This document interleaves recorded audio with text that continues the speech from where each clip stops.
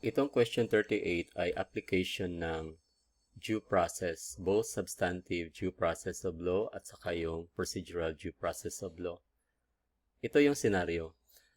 The Municipal Council of San Roque enacted a local ordinance imposing commercial access fee 50,000 per month to all establishments located within 100 meters of the municipal hall. Now, mayroon daw local ordinance na inimpose na yung San Roque Municipality 50,000 per month sa lahat ng mga establishmento or establishment na located daw within the 100 meters of municipal hall. Ngayon, ostensibly to defray the cost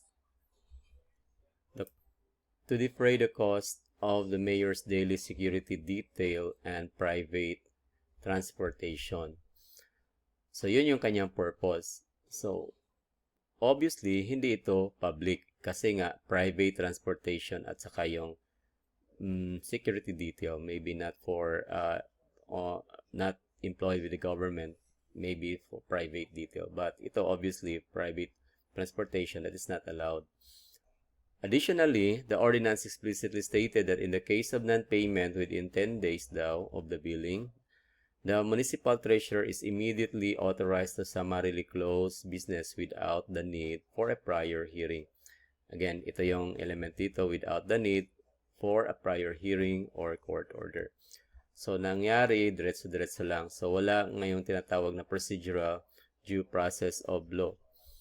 Ngayon, si Miss Elena Reyes, mayroon siyang small bakeries located within 50 meters, so meaning to covered siya from the municipal hall. Receive a bill and immediately receive an abrupt closure order within 10 days later. Now, without ever receiving prior notice, ito yung element, importante ito, receiving prior notice of delinquency, a demand letter or opportunity to protest. There is no opportunity to protest before the closure. Ngayon, Miss Reyes Legal Counsel challenges the ordinance in the court.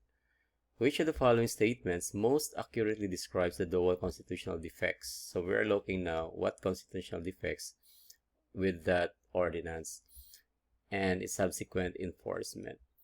So, unang-una is, titingnan natin. Sabi ng A, the fee itself violates the procedural due process because the 50,000 monthly imposition is so excessive.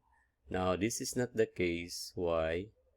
It is because it is a tax. There's no limit as to the tax. And also, this is being excessive as to the amount is not a matter of procedural due process.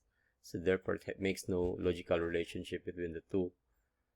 While ang immediate closure violates the Equal Protection Clause, it doesn't make sense. There's no such thing. If you try to look into, kung balikan natin kung ano yung Equal Protection Clause, ito ay nagsasaad ng kung paano natin igugrupo yung mga subjects, objects, para magiging subject to tax. Ang kanyang role is classification.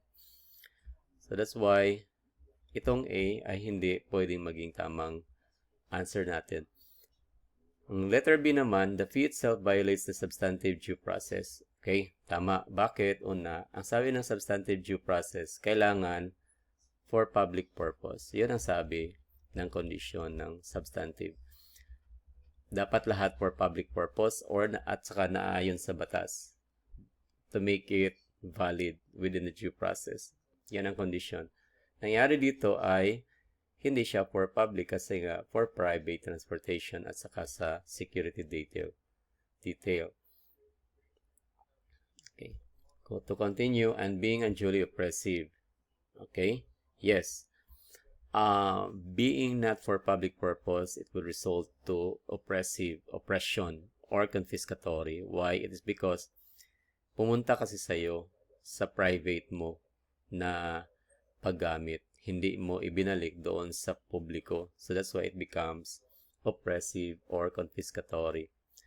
While the immediate closure provision violates the procedural due process. Kasi nga, ang ikalawang klase ng due process of law is kailangan magkaroon ng notice and hearing. Enough time to give chance to the subject or object to reply to reply his or her case pagdating doon. So dito, wala immediately closure agad. So walang sinabi nga dito is there is no, without ever receiving notice, walang ang notice, walang demand letter, at saka hindi binigyan ng opportunity to protest. So that's why violation siya, direct violation, apparently sa procedural due process clause. So this is the correct one. Letter C, what makes it wrong? Sabi kasi ng letter C, both the fee itself and the immediate closure provision constitute a violation of substantive process. No. Dalawa yan. Ito substantive at ito is procedural. Kailangan hatiin yan. So, dalawa yan sila. Hindi yan puro substantive. Well, we can call both as the due process of law. But to make it more detailed kung ano talaga nga klase ng due process of law, we know that there are two due process of law, some substantive at saka yung procedural. Letter D, the immediate closure violates the substantive due process. So again, this is not correct. Okay, immediate closure violates the substantive due process clause that it is an unreasonable collection method, while the fee itself is clear violation of the inherent limitation of exemption from taxation. Tingnan natin, immediate closure is substantive, no? Parang nabaliktad yata itong ano. So, kailangan ito yung procedure sa taas, yung sa baba, ito naman yung, ito naman yung substantive. Sorry, doesn't make sense pala. Violation of inherent limitations.